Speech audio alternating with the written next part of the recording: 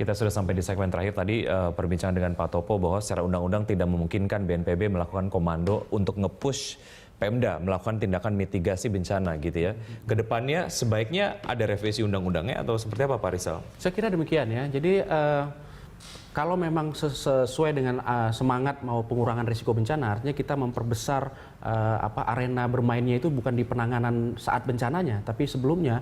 Artinya pemerintah pusat dengan data-data tadi itu harus bisa tanda kutip memaksa pemerintah daerah untuk melakukan evidence-based policy.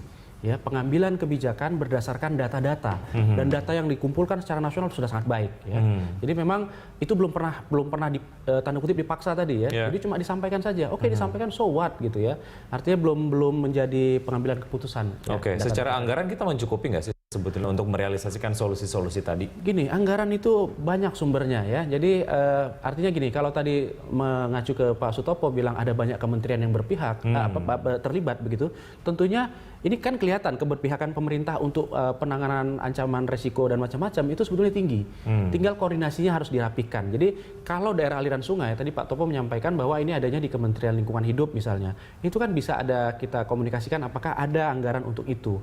Kemudian kalau infrastruktur daerah harusnya bisa dengan PU misalnya begitu. Jadi sebetulnya luas sekali dan partisipasi dana-dana asing juga memungkinkan sebetulnya ya, tapi tentunya dengan tidak mengikat ya. Ada beberapa komitmen untuk memperbaiki misalnya daerah kota yang kumuh dan sebagainya, misalnya dari Badan Dunia yang khusus pada permukiman misalnya atau pada kependudukan misalnya. Dari masyarakatnya sendiri seperti apa? Karena kan kalau kita lihat alih fungsi lahan, kemudian juga mendirikan bangunan di daerah yang strukturnya miring dan lain sebagainya, ini terus dilakukan gitu dan sehingga terjadi longsor dan juga kalau bicara soal degradasi lahan ada banjir bandang dan lain sebagainya yang bisa dilakukan oleh masyarakat dan juga mungkin pemerintah daerah yang kemudian mengeluarkan izin untuk mendirikan bangunan dan lain-lain, apa yang bisa dilakukan?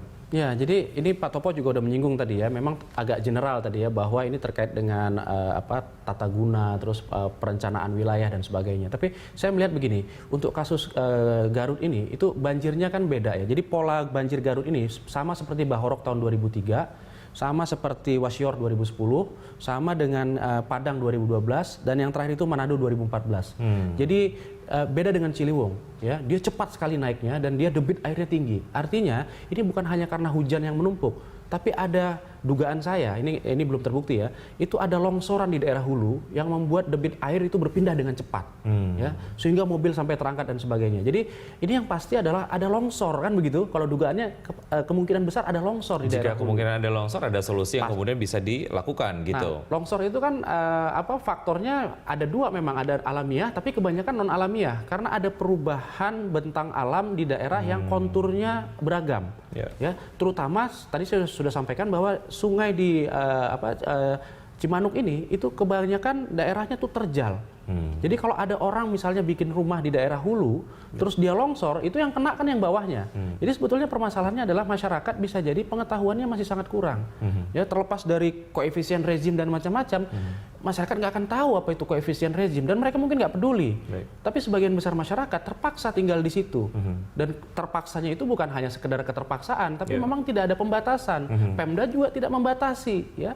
Izin membuat bangunan juga tidak jadi instrumen pembatasan, hanya syarat administratif. Itu yang juga perlu dicarikan solusi ya. Harusnya terkait dengan peningkatan bukan hanya jumlah tapi peningkatan secara kualitas teman-teman BPBD di daerah, seperti apa? Sangat singkat. Kualitas BPBD. Ya, saya kira memang BPBD ini kan usianya relatif muda ya. BNPB sendiri baru 2009, jadi belum terlalu lama. Jadi memang saya kira butuh permasalahan di daerah itu jangan sampai rotasi itu, kalau bisa BPBD jangan sampai ada rotasi orang sembarangan. Karena ini terkait manusia ya. Kalau di Menkes kan nggak mungkin orang dari pendidikan ditaruh ke dinas kesehatan, karena harus butuh kualifikasi khusus. Saran saya harus ada orang dengan kualifikasi khusus untuk bisa duduk di BPBD. Ini bukan tentang manajemen umum, ini tentang keselamatan manusia. Oke, berarti nanti Mas Rizal harus banyak ngobrol dengan BNPB Pusat ya. Terima kasih Mas Rizal sudah hadir di studio kami hari ini.